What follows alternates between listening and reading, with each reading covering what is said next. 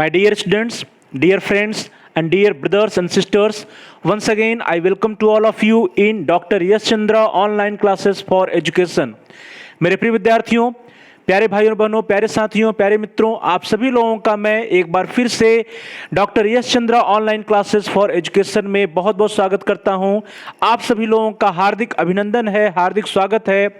मेरे प्रिय विद्यार्थियों, प्यारे भाई और बहनों, प्यारे साथियों, पिछली कुछ कक्षाओं से हम सभी लोगों ने एजुकेशनल साइकोलॉजी या शैक्षिक मनोविज्ञान के एक बहुत ही इंपॉर्टेंट टॉपिक को स्टार्ट किया है, एक बहुत ही इंपॉर्टेंट यूनिट को स्टार्ट किया हम लोगों ने, और जिसके अंतर्गत हम सभी लोग इंटेलिजेंस के बारे में पढ़ रहे हैं। प्रिय विद्यार्थियों, इंटेलिजेंस का स्टडी, इंटेलिजेंस के बारे में अध्ययन हम सभी लोग आजकल कर रहे हैं। तो प्यारे भाई और बहनों, प्रिय विद्यार्थियों, प्रिय साथियों, हम सभी लोग जो है पिछले कुछ वीडियोज में, पिछली कुछ कक्षाओं में इंटेलिजेंस का मीनिंग क्या होता है, उसका कंसेप्ट क्या है, नेचर क्या है, उसके बारे में अध्ययन किया। उसके उपरांत हम लोगों ने इंटेलिजेंस को डिफाइन करने का प्रयास किया, उसके डिफिनीशंस को देखा, और उसके बाद हम लोगों ने कॉम्प्रिहेंसिव डिफिनीशंस ऑफ इंटेलिजेंस के बारे में अध्ययन किया। और उसके उपरांत प्रिय विद्यार्थियों, जो जस्ट पिछली कक्षा थी, जो पिछला वीडियोज था, जो कल की कक्षा थी प्रिय विद्यार्थियों, उसमें हम सभी लोगों ने यह अध्ययन किया कि what are the factors that affect intelligence. जो इंटेलिजेंस या बुद्धि को प्रभावित करने वाले कारक कौन कौन से हैं, उनके बारे में चर्चा हुई। और उसके उपरांत उसी के अंतर्गत हम सभी लोगों ने नेचर नर्चर कंट्रोवर्सी के बारे में भी पढ़ा। प्रकृति और पोषण का जो विवाद है बुद्धि के संबंध में, उसके बारे में हम सभी लोगों ने पिछली कक्षाओं में अध्ययन किया है, पिछले वीडियोज में अध्ययन किया है। तो प्यारे भाई बहनों, प्रिय विद्यार्थियों, प्रिय साथियों, इससे रिलेटेड वीडियोज हमारे चैनल पर पड़े हुए हैं, उसको आप प्ले लिस्ट में जाकर के आसानी से सर्च करके देख पाएंगे। तो चलिए दोस्तों, प्यारे विद्यार्थियों, प्यारे भाई बहनों, प्यारे साथियों, आज की क्लास को स्टार्ट किया जाए। आज की कक्षा को हम सभी लोग स्टार्ट करें, उससे पूर्व आप सभी प्रिय विद्यार्थियों में से, प्यारे भाई बहनों में से, प्यारे साथियों में से जिन लोगों ने अभी तक हमारे चैनल को सब्सक्राइब नहीं किया है, कृपया आप चैनल को सब्सक्राइब कर लीजिए, जिससे कि आपके कोर्स से रिलेटेड जितने भी नए वीडियोज आए या जितने भी पहले से वीडियोज पड़े हुए हैं, उसके बारे में आप सभी लोग जो है उससे रिलेटेड वीडियोज को आसानी से देख पाएं। तो प्यारे भाई बहनों, प्रिय विद्यार्थियों, प्रिय साथियों, इसके लिए जरूरी है कि आप हमारे चैनल को सब्सक्राइब कर लीजिए, जिससे कि अपने कोर्स से रिलेटेड जितने भी इंपॉर्टेंट वीडियोज हैं, अपनी आवश्यकता के अनुसार आप प्ले लिस्ट में जाकर के उसको आसानी से देख सकें। और साथ ही साथ प्यारे भाई बहनों, प्रिय विद्यार्थियों, प्रिय साथियों, आप देखिए कि जहां सब्सक्राइब लिखा है उसके बगल में एक बेल का आइकन बना है, घंटी का आकार बना है, उसको भी, यदि वह लाल है, रेड है, तो उसको प्रेस कर दीजिए। उसको प्रेस करने से क्या होगा कि आपके कोर्स से रिलेटेड जितने भी नए वीडियोज आएंगे, उसकी सूचना, उसकी इंफॉर्मेशन, उसके नोटिफिकेशंस आपको समय से मिल जाएंगे और आपका कोई भी वीडियो मिस नहीं होगा। तो प्यारे भाई बहनों, प्रिय विद्यार्थियों, प्रिय साथियों, आप सभी लोगों में से अभी तक जिन लोगों ने चैनल को सब्सक्राइब नहीं किया है, बेल के आइकन को प्रेस नहीं किया है, कृपया जल्दी से आप चैनल को सब्सक्राइब कर लीजिए और बेल के आइकन को भी प्रेस कर दीजिए। और साथ ही साथ प्रिय विद्यार्थियों, प्यारे भाई बहनों, प्यारे साथियों, आप इस वीडियो को लाइक करिए, इस वीडियो को अपने दोस्तों में, अपने फ्रेंड सर्कल के साथ, अपने सहपाठियों के साथ, मित्रों के साथ, अपने शुभचिंतकों के साथ अधिक से अधिक शेयर करिए, जिससे कि वे भी इस वीडियो का लाभ उठा सके और उनका भी अध्ययन कार्य सुचारू रूप से आगे बढ़ सके।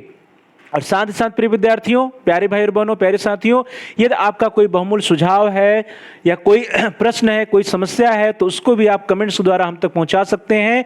हम आपके जो भी कमेंट्स होंगे, उस जो भी समस्याएं होंगी, उन समस्याओं का निवारण करने का प्रयास करेंगे, प्रश्नों का उत्तर देने का प्रयास करेंगे, और साथ ही साथ जो भी आपके बहुमूल्य सुझाव आएंगे, उन सुझावों का अनुपालन करने का भी हम प्रयास करेंगे। तो प्यारे भाई और बहनों, प्रिय विद्यार्थियों, प्रिय साथियों, जल्दी से आप इस वीडियो को लाइक करिए, वीडियो को शेयर करिए, वीडियो पे कमेंट्स करिए, और साथ ही साथ आप सभी प्यारे भाई और बहनों में से, प्रिय विद्यार्थियों, प्रिय साथियों में से जिन लोगों ने अभी तक हमारे चैनल को सब्सक्राइब नहीं किया है, कृपया आप जल्दी से चैनल को सब्सक्राइब कर लीजिए और बेल के आइकन को भी जल्दी से आप प्रेस कर दीजिए।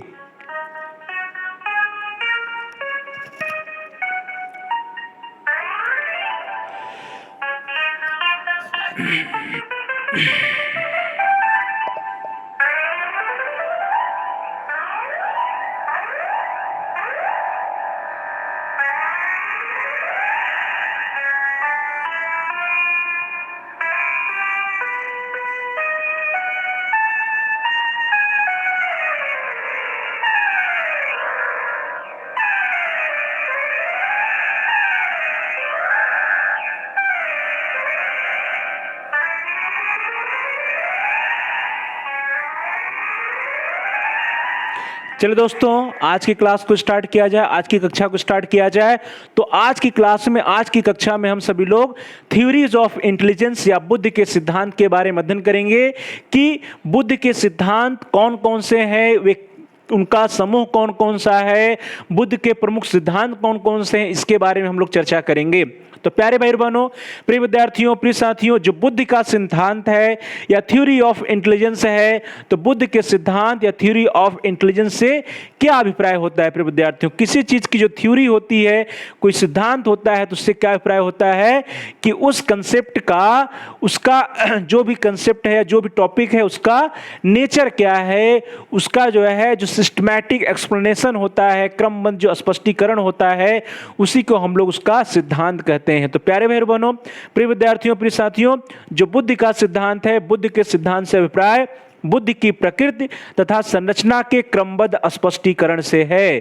तो प्यारे भाई बहनों, प्रिय विद्यार्थियों, प्रिय साथियों, हम सभी लोग जो थ्योरीज ऑफ इंटेलिजेंस है या बुद्ध का सिद्धांत है, बुद्ध के सिद्धांत के अंतर्गत हम लोग ये देखेंगे कि बुद्ध का नेचर क्या है और बुद्ध के नेचर को एक्सप्लेन करने के लिए उसमें क्या क्या सिस्टमैटिक उसका उसकी संरचना कैसी है, और समय के अनुसार जो बुद्ध की प्रकृति को स्पष्ट करने की प्रक्रिया रही है, उसमें क्या क्या क्रमबद्ध परिवर्तन आया, क्रमबद्ध रूप से उसको कैसे लोगों ने एक्सप्लेन करने का प्रयास किया, वह इन्हीं सब के बारे में हम लोग बुद्ध के सिद्धांत के अंतर्गत अध्ययन करेंगे। तो प्यारे भाई बहनों, प्रिय विद्यार्थियों, प्रिय साथियों, बुद्ध की प्रकृति तथा बुद्ध के संरचना के क्रमबद्ध स्पष्टीकरण से संबंध से अभिप्राय है बुद्ध के सिद्धांत का। अब प्रिय विद्यार्थियों, आप सभी लोगों को अच्छी तरह से याद होगा कि जब हम सभी लोग बुद्ध को डिफाइन करने का प्रयास कर रहे थे, बुद्ध को परिभाषित करने का प्रयास कर रहे थे, तो वहां हम लोगों ने देखा था कि बुद्ध के संबंध में कोई एक परिभाषा निकलकर नहीं आ रही थी। बुद्ध को परिभाषित करने का लोगों का अलग अलग डायमेंशन था, लोगों का अलग अलग दृष्टिकोण था।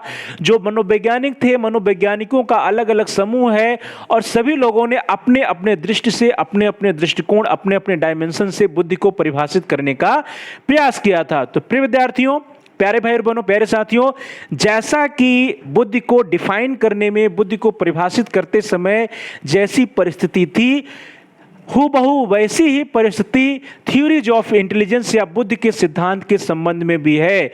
जो बुद्ध का सिद्धांत है प्रिय विद्यार्थियों, बुद्ध के सिद्धांत के संबंध में ही जो हमारे साइकोलॉजिस्ट हैं, जो मनोवैज्ञानिक हैं, उनमें भी एक मत नहीं है, एक रूपता नहीं है, उनमें भी मतभेद है। तो प्रिय विद्यार्थियों, जिस प्रकार से हम सभी लोगों ने बुद्ध की परिभाषा के विषय में मनोवैज्ञानिकों में मतभेद देखा था, ठीक उसी प्रकार से बुद्ध के सिद्धांत के विषय में भी मनोवैज्ञानिकों में मतभेद है। अर्थात जो बुद्ध का सिद्धांत है या थ्योरी ऑफ इंटेलिजेंस है, थ्योरी ऑफ इंटेलिजेंस या बुद्ध के सिद्धांत के संबंध में, बुद्ध के सिद्धांत को देने के संबंध में मनोवैज्ञानिकों का, साइकोलॉजिस्ट का अलग अलग समूह है। अलग अलग समूह के लोग अलग अलग विचारधारा से, अलग अलग डायमेंशन के अनुसार बुद्ध के सिद्धांत को देने का प्रयास करते हैं। तो प्रिय विद्यार्थियों, आज की क्लास में हम लोग यही देखेंगे कि बुद्ध के सिद्धांत को देने के जो मनोवैज्ञानिकों के अलग अलग डायमेंशंस हैं या अलग अलग दृष्टिकोण हैं, अलग अलग समूह हैं, वे कौन कौन से हैं।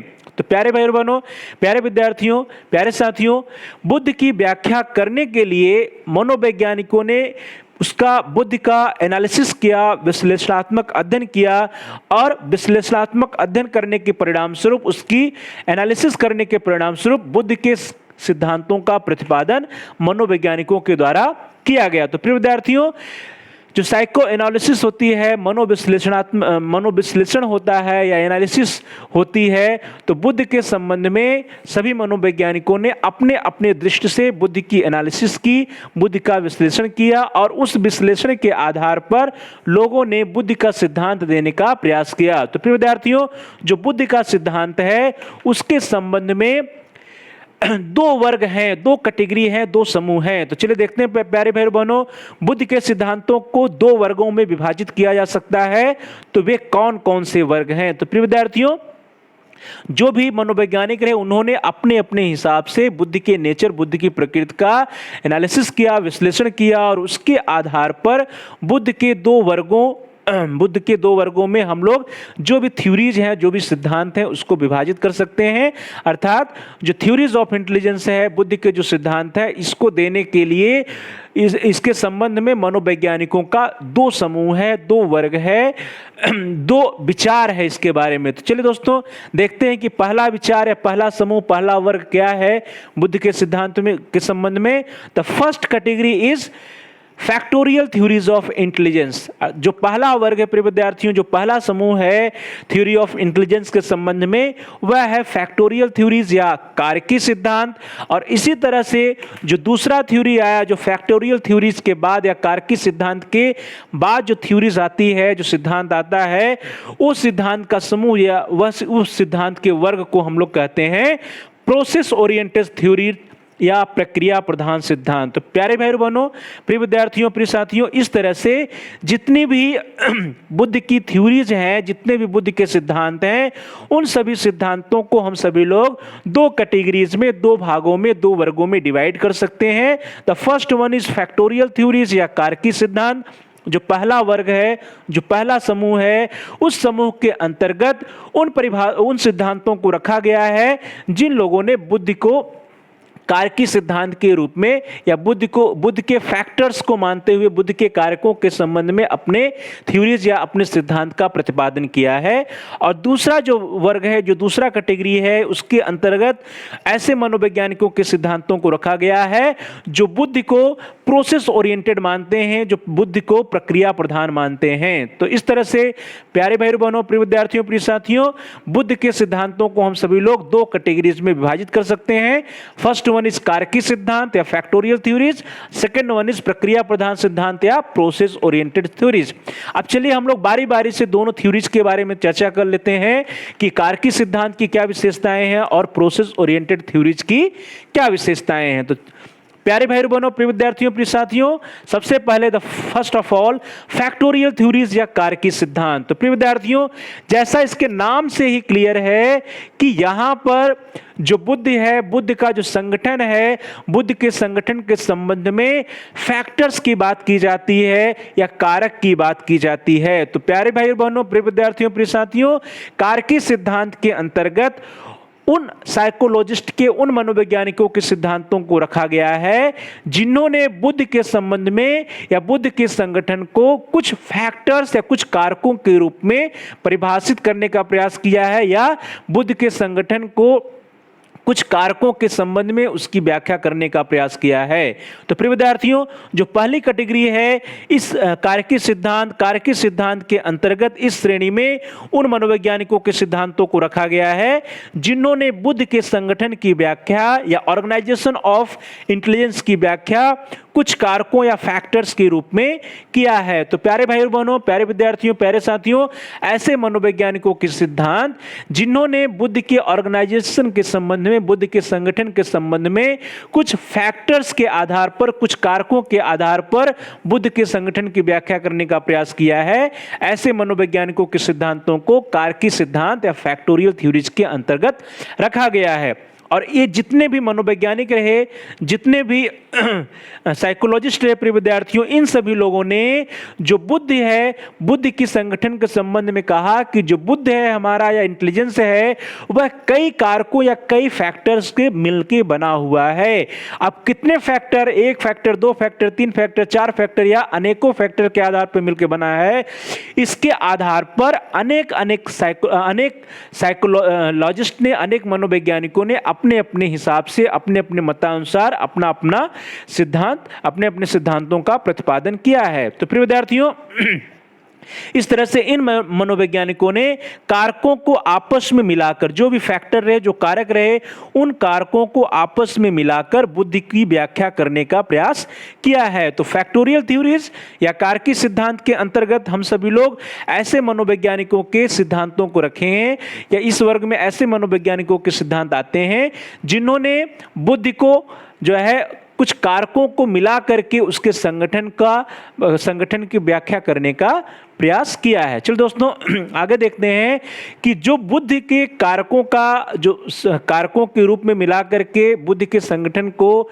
परिभाषित करने का, व्याख्या करने का प्रयास किया गया है मनोवैज्ञानिकों के द्वारा। तो इसके लिए एक स्टैटिस्टिकल टेक्निक है, एक सांख्यिकी विधि है प्रिय विद्यार्थियों, जिसको हम सभी लोग कहते हैं फैक्टर एनालिसिस या कारक विश्लेषण। तो फैक्टर एनालिसिस या कारक विश्लेषण का प्रयोग करके मनोवैज्ञानिकों ने बुद्ध के संगठन की व्याख्या करने का प्रयास किया है। तो प्यारे भाई बहनों, प्रिय विद्यार्थियों, प्रिय साथियों, बुद्ध के कारकों को कारक विश्लेषण या फैक्टर एनालिसिस नामक सांख्यिकी विधि या स्टैटिस्टिकल मेथड या स्टैटिस्टिकल एनालिसिस के द्वारा ज्ञात किया गया है। तो जितने भी मनोवैज्ञानिक थे उन सभी लोगों ने जो यह सांख्यिकी विधि है, स्टैटिस्टिकल मेथड है, स्टैटिस्टिकल एनालिसिस है, जिसका नाम है फैक्टर एनालिसिस या कारक विश्लेषण, तो इस कारक विश्लेषण का प्रयोग करके उन लोगों ने बुद्ध के कारकी सिद्धांत का प्रतिपादन करने का प्रयास किया है। तो प्रिय विद्यार्थियों, अब यह बात आई कि जो कारकी सिद्धांत है, जो कारकी सिद्धांत के मनोवैज्ञानिकों के जो मत हैं, इन मतों में भी दो वर्ग है, दो कैटेगरी है। तो चलिए देख लेते हैं प्यारे भाई बहनों, जो कारकी सिद्धांतों के प्रतिपादक मनोवैज्ञानिकों को दो कैटेगरीज में या दो वर्गों में विभाजित किया जा सकता है। तो यहां पर भी प्रिय विद्यार्थियों, पहला तो हम लोगों ने क्या देखा कि जो इंटेलिजेंस था या इंटेलिजेंस की जो थ्योरी थी उसको हम लोगों ने दो कैटेगरी में बांटा, एक फैक्टर थ्योरीज और दूसरा प्रोसेस ओरिएंटेड थ्योरीज। और फैक्टर थ्योरीज में जो साइकोलॉजिस्ट ने जो अपनी थ्योरीज दिए हैं, सिद्धांत दिए हैं, उसको भी हम सभी लोग दो कैटेगरीज में विभाजित कर सकते हैं, जिसमें फर्स्ट कैटेगरी है प्रिय विद्यार्थियों पिंडक वर्ग या जिसको हम लोग हम्पर्स कहते हैं, और दूसरी जो कैटेगरी है दैट इज विभाजक वर्ग या स्प्लिटर्स। तो प्रिय विद्यार्थियों, इस तरह से हम्पर्स और स्प्लिटर्स या पिंडक वर्ग या विभाजक वर्ग में मनोवैज्ञानिकों के सिद्धांतों को हम लोग विभाजित कर सकते हैं, बांट सकते हैं, जिन्होंने कारकी सिद्धांत के रूप में बुद्धि की व्याख्या करने का प्रयास किया है। तो चलिए दोस्तों देखते हैं कि आखिर ये हम्पर्स और स्प्लिटर्स क्या है। तो सबसे पहले हम लोग देखेंगे कि पिंडक वर्ग क्या है या हम्पर्स क्या है। तो प्रिय विद्यार्थियों, जैसा कि नाम से ही क्लियर है, पिंडक या हम्पर्स, तो पिंडक अर्थात एक पिंड से अभिप्राय है। तो इस वर्ग में, इस समूह में जो मनोवैज्ञानिक थे प्रिय विद्यार्थियों, इस वर्ग या इस समूह के मनोवैज्ञानिक बुद्धि को एक सामान्य या संगठित पिंड रूपी क्षमता या योग्यता मानते हैं। तो हम्पर्स या पिंडक वर्ग के अंतर्गत उन मनोवैज्ञानिकों के सिद्धांत आते हैं जिन्होंने बुद्धि को एक सामान्य या संगठित पिंड रूपी क्षमता या योग्यता के रूप में माना है। तो प्यारे भाई बहनों, जब हम बुद्धि को एक संगठित पिंड रूपी या हम्पर्स के रूप में, एक पिंड के रूप में उस क्षमता या योग्यता को समझते हैं कि बुद्धि जो है एक संगठित पिंड रूपी क्षमता है, बुद्धि एक संगठित पिंड रूपी योग्यता है या हम्पर्स के रूप में है, तो इस प्रकार के जो भी सिद्धांत थे या इस प्रकार के जो भी मनोवैज्ञानिक थे, इस विचार के उन मनोवैज्ञानिकों के सिद्धांत को हम लोग पिंडक वर्ग या हम्पर्स में रख सकते हैं। इसी तरह प्रिय विद्यार्थियों, जो अगला वर्ग है दैट इज विभाजक वर्ग या स्प्लिटर्स। तो प्रिय विद्यार्थियों, इसी तरह से जो विभाजक वर्ग है, विभाजक वर्ग के अंतर्गत हम ऐसे मनोवैज्ञानिकों के सिद्धांतों को रखते हैं जिन्होंने यह माना कि जो बुद्धि की क्षमता है या योग्यता है वो क्या है, अलग अलग है, पृथक पृथक है। तो प्रिय विद्यार्थियों, विभाजक वर्ग या स्प्लिटर्स जो है इस समूह या वर्ग में जो मनोवैज्ञानिक बुद्धि को पृथक पृथक या अनेक क्षमताओं या योग्यताओं के रूप में मानते हैं। तो इस तरह से स्पष्ट हुआ प्रिय विद्यार्थियों कि पिंडक वर्ग के अंतर्गत जो मनोवैज्ञानिक हैं वे बुद्धि को एक सामान्य या संगठित रूपी क्षमता या योग्यता मानते हैं, जबकि स्प्लिटर्स या विभाजक वर्ग के अंतर्गत जो मनोवैज्ञानिक हैं या जो भी सिद्धांत हैं वे बुद्धि को पृथक पृथक योग्यता या क्षमता के रूप में मानते हैं। और इसी के आधार पर इनको हम लोगों ने दो कैटेगरीज में, दो भागों में विभाजित कर दिया। पहला पिंडक दैट इज हम्पर्स, जो बुद्धि को एक सामान्य या संगठित पिंड रूपी क्षमता मानते हैं, और दूसरा स्प्लिटर्स, जो बुद्धि को पृथक पृथक या अनेक योग्यताओं या क्षमताओं के रूप में मानते हैं। प्रिय विद्यार्थियों, प्यारे भाई बहनों, प्यारे साथियों, इस तरह से यह पहला वर्ग है जिसको हम लोग कारकी सिद्धांत कहते हैं। और बुद्ध के कारकी सिद्धांत श्रेणी में जो प्रमुख सिद्धांत हैं, जो इस कैटेगरी के अंतर्गत जो प्रमुख सिद्धांत हैं, वे कुछ सिद्धांत इस प्रकार हैं जिसकी लिस्ट हम आपको बता दे रहे हैं। और इन सभी सिद्धांतों के बारे में हम सभी लोग अगली कक्षा में बहुत ही डिटेल रूप से स्टडी करेंगे, विस्तृत रूप से हम लोग इसके बारे में स्टडी किया जाएगा, अध्ययन किया जाएगा। तो बुद्ध के कारकीय सिद्धांत श्रेणी में आने वाले जो प्रमुख बुद्ध के सिद्धांत हैं वो कुछ इस तरह से हैं प्रिय विद्यार्थियों।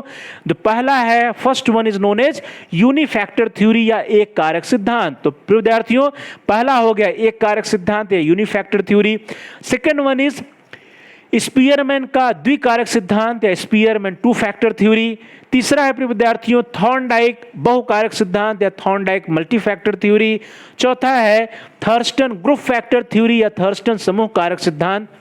तो प्रिय विद्यार्थियों ये जो चार हैं और इसके अलावा भी हैं, जिसमें जो पहले चार हो क्या है, यूनिफैक्टर या एक कारक सिद्धांत, अर्थात यहां पर बुद्धि को एक कारक के रूप में माना जाता है, यहां पर यूनिफैक्टर के रूप में बुद्धि को माना जाता है।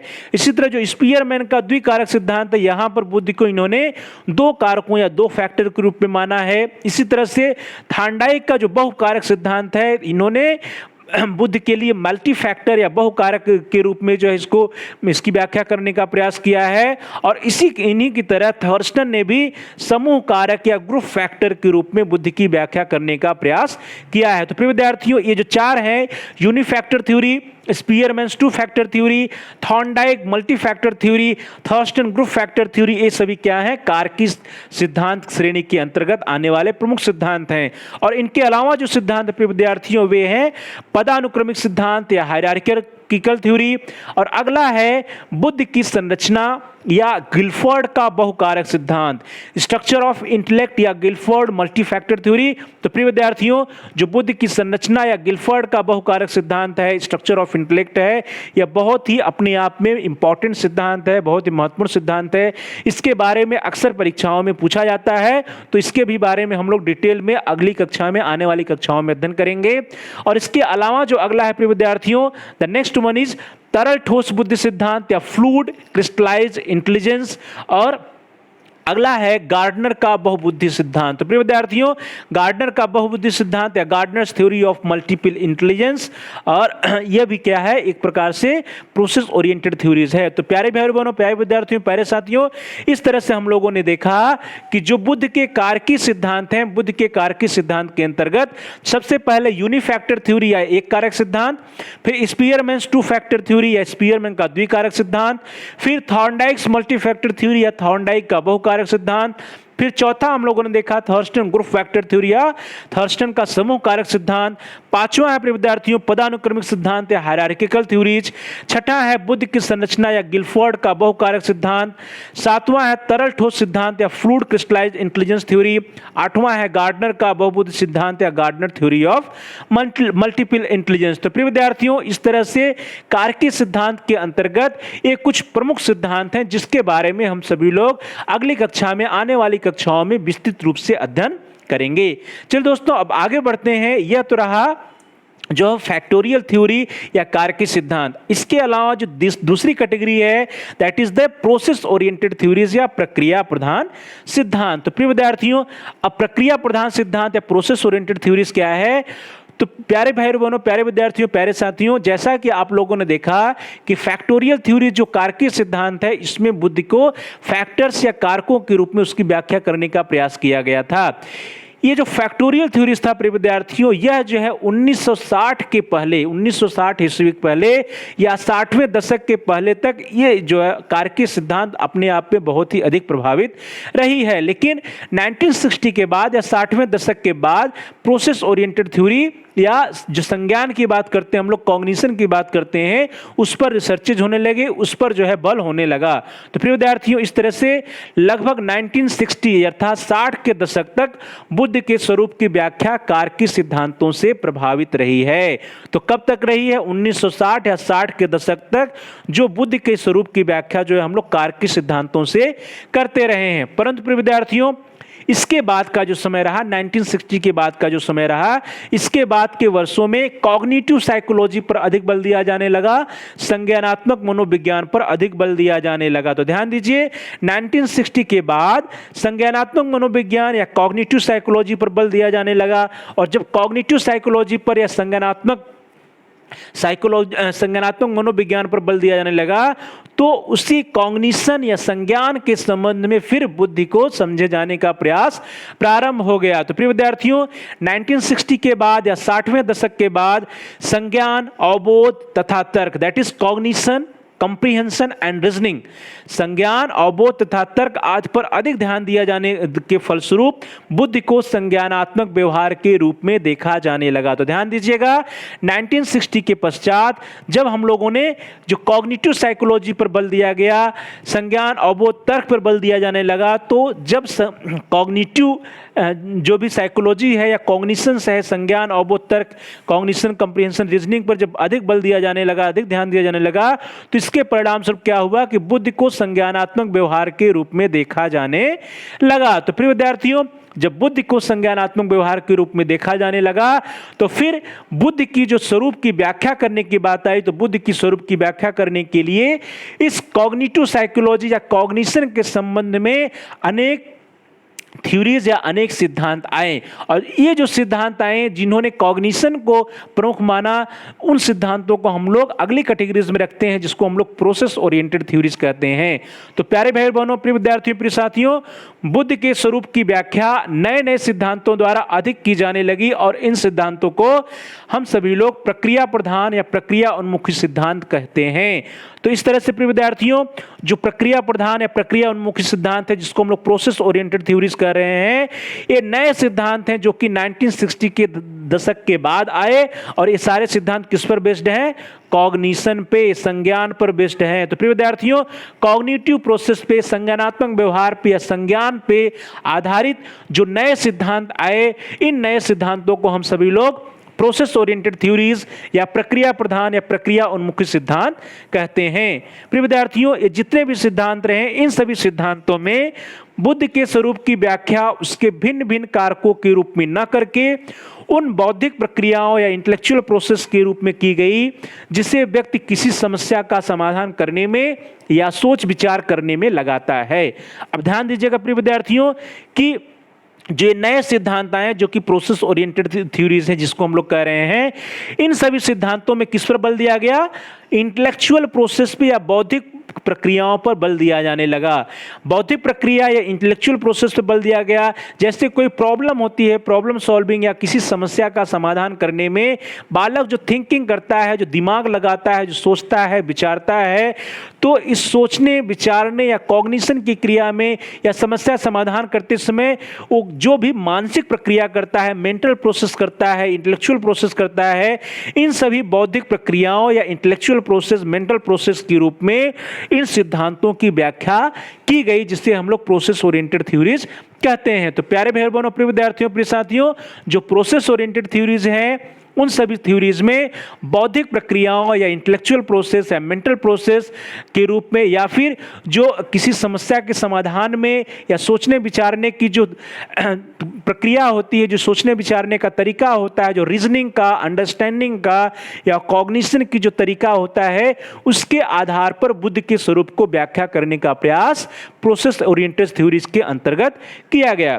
प्रिय विद्यार्थियों, प्रोसेस ओरिएंटेड थ्योरीज के जो मनोवैज्ञानिक थे, जो सिद्धांतवादी थे, जो थ्योरिस्ट थे, उनके द्वारा बुद्धि के लिए संज्ञान तथा संज्ञानात्मक प्रक्रियाओं शब्द का अधिक प्रयोग किया गया। ध्यान दीजिएगा, जो फैक्टोरियल थ्योरीज था, वहां पर फैक्टर या कारक पर बल दिया जा रहा था, वहां कारक शब्द का यूज हो रहा था। परंतु जब प्रोसेस ओरिएंटेड थ्योरीज की बात करते हैं, तो इसके जो थ्योरिस्ट हैं, जो इसके सिद्धांतवादी हैं, वे सभी लोग कॉग्निशन या संज्ञान की बात करते हैं, कॉग्निटिव प्रोसेस या संज्ञानात्मक प्रक्रियाओं की बात करते हैं। तो कॉग्निशन या कॉग्निटिव प्रोसेस, संज्ञान या संज्ञानात्मक प्रक्रियाओं की शब्द का प्रयोग अधिक किया जाता है प्रोसेस ओरिएंटेड थ्योरीज में। तो प्रोसेस ओरिएंटेड थ्योरीज या प्रक्रिया उन्मुखी सिद्धांत के जो भी मनोवैज्ञानिक रहे, जो भी सिद्धांतवादी रहे, उन लोगों ने अपने सिद्धांतों में कॉग्निशन या संज्ञान तथा कॉग्निटिव प्रोसेस या संज्ञानात्मक प्रक्रियाओं जैसे शब्दों का अधिक प्रयोग किया है। तो प्रिय विद्यार्थियों, अब ये जो प्रोसेस ओरिएंटेड थ्योरीज है या संज्ञानात्मक सिद्धांत है,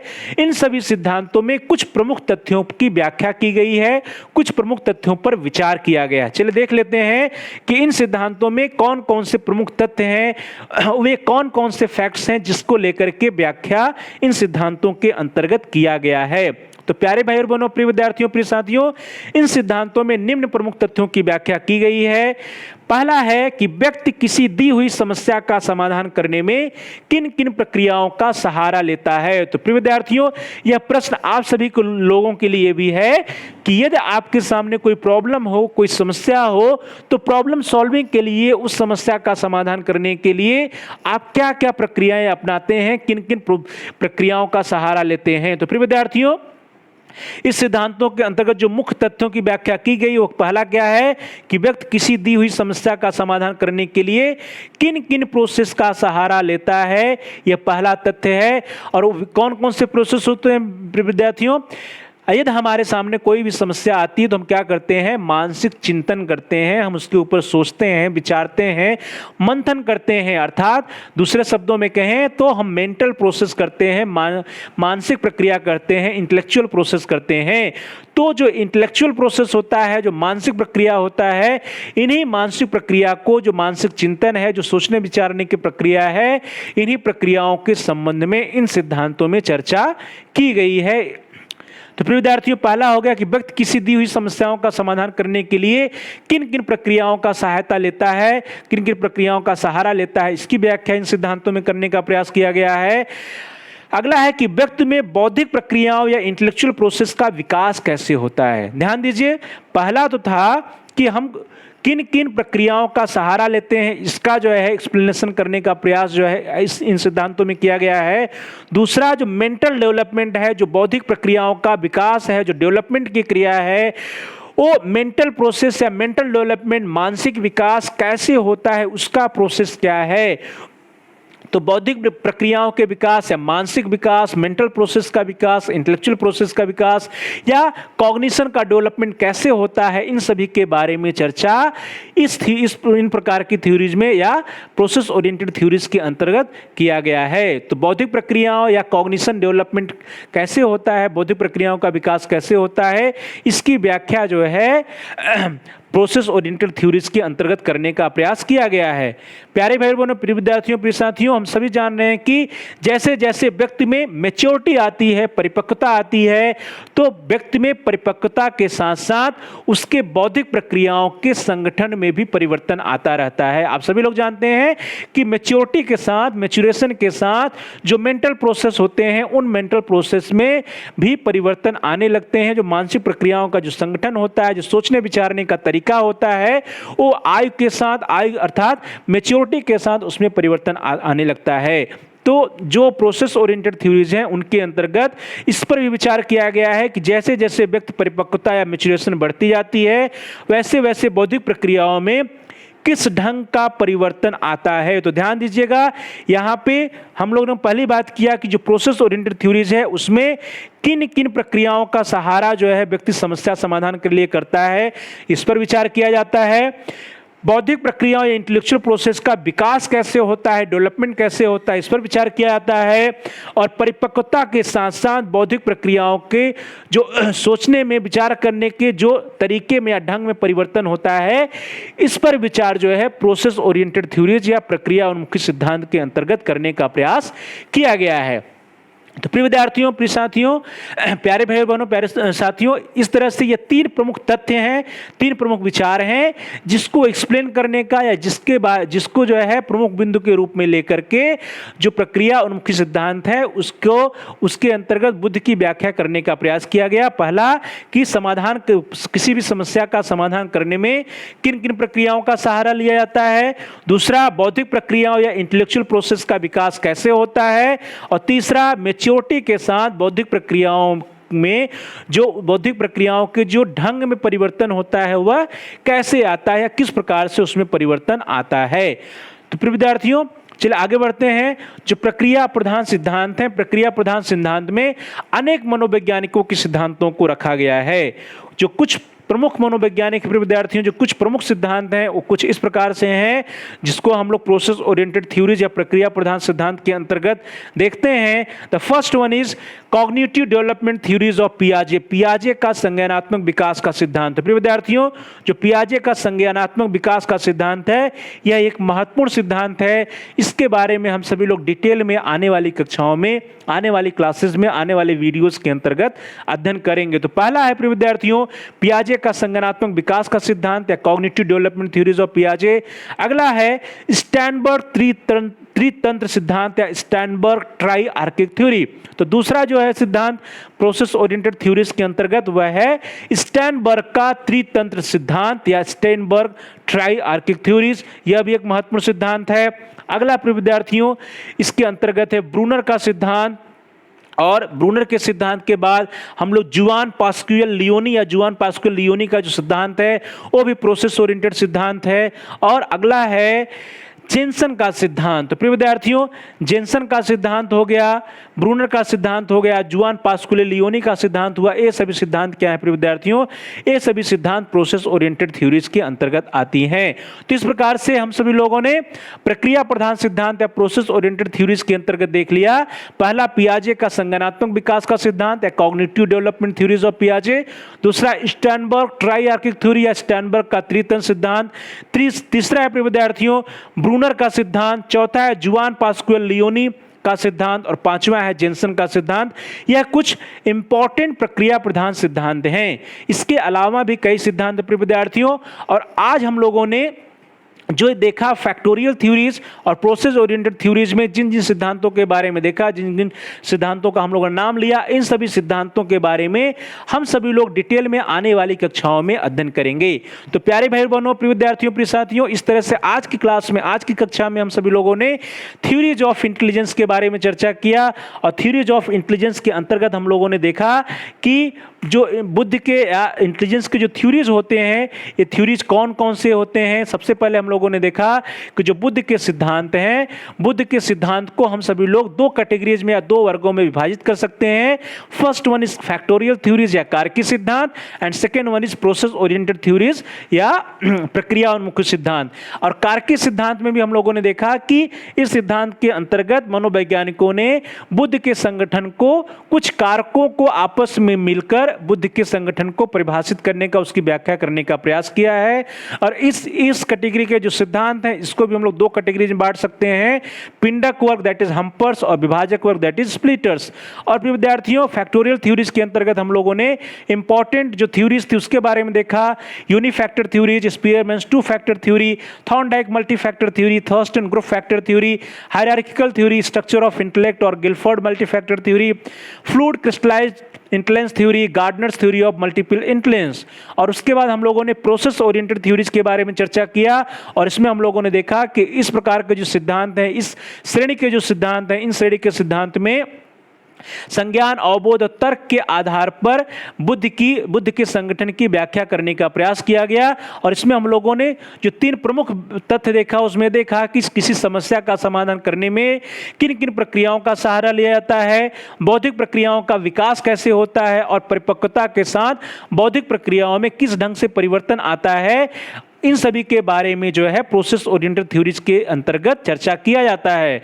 और इस जो प्रोसेस ओरिएंटेड थ्योरीज है इसके अंतर्गत हम लोगों ने देखा कि जो प्रमुख सिद्धांत है वह है कॉग्निटिव डेवलपमेंट थ्योरी ऑफ पियाजे या पियाजे का संज्ञानात्मक विकास का सिद्धांत, Sternberg triarchic theory, Bruner का सिद्धांत, जुआन पास्क्यूल लियोन का सिद्धांत और जेनसन का सिद्धांत। तो प्यारे भाई बहनों, प्रिय विद्यार्थियों, प्रिय साथियों, thanks for watching. Thanks to all of you. Please like, share and comment on the video. Also subscribe the channel. प्रिय विद्यार्थियों, आप इस वीडियो को लाइक करिए और इस वीडियो को अधिक से अधिक अपने दोस्तों में, अपने फ्रेंड सर्किल के साथ, अपने सहपाठियों के साथ, मित्रों के साथ शेयर करिए, जिससे कि आपके मित्र, आपके सहपाठी भी इस वीडियो का लाभ उठा सकें और उनका भी अध्ययन कार्य सुचारू रूप से आगे बढ़ सके। और साथ ही साथ आप इस वीडियो पे कमेंट भी कर सकते हैं। कमेंट के द्वारा यदि आपका कोई बहुमूल्य सुझाव है, कोई प्रश्न है, तो उसको आप हम तक पहुंचा सकते हैं। हम आपकी समस्याओं का समाधान करने का प्रयास करेंगे, प्रश्नों का उत्तर देने का प्रयास करेंगे और साथ ही साथ जो भी आपके बहुमूल्य सुझाव आएंगे उन बहुमूल्य सुझावों पर अनुपालन करने का भी प्रयास करेंगे। तो please like, share and comment on the video, also subscribe the channel. आप सभी प्यारे भाई और बहनों में से, प्रिय विद्यार्थियों, प्रिय साथियों में से जिन लोगों ने अभी तक हमारे चैनल को सब्सक्राइब नहीं किया है, कृपया आप चैनल को सब्सक्राइब कर लीजिए, जिससे कि आप अपने कोर्स से रिलेटेड जितने भी इंपॉर्टेंट वीडियोस हैं उनको आप अपनी आवश्यकता के अनुसार, अपनी रुचि के अनुसार जो है आप प्लेलिस्ट में जाकर के वीडियो को सिलेक्ट करके, सर्च करके आसानी से अपनी आवश्यकता के अनुसार वीडियोज को जब चाहे तब देख पाएं। इसके लिए जरूरी है कि आप चैनल को सब्सक्राइब कर लीजिए। और साथियों देखिए, सब्सक्राइब के बगल में एक बेल का आइकन भी बना है, यदि लाल है, रेड है तो उसको प्रेस कर दीजिए। उसको दबाने पर कुछ विकल्प आएंगे, उन विकल्पों में से आप ऑल के ऑप्शन को सिलेक्ट करिए और ऑल के ऑप्शन को सिलेक्ट करके बेल के आइकन को प्रेस कर देने से यह होगा कि आपके कोर्स से रिलेटेड जितने भी नए वीडियोज आएंगे उनकी सूचना, उनकी नोटिफिकेशंस आपको समय से मिल जाएगी और आपका कोई भी वीडियो मिस नहीं होगा। तो प्रिय विद्यार्थियों, प्यारे भाई बहनों, प्यारे साथियों, please like, share and comment on the video. Also subscribe the channel and press the bell icon. यदि बेल आइकन रेड है, लाल है तो उसको प्रेस कर दीजिए और ऑल के ऑप्शन को भी आप सेलेक्ट कर दीजिए। तो thanks for watching, thanks to all of you. Please like, share and comment on the video. Also subscribe the channel and press the bell icon all. आप सभी लोगों का बहुत बहुत धन्यवाद।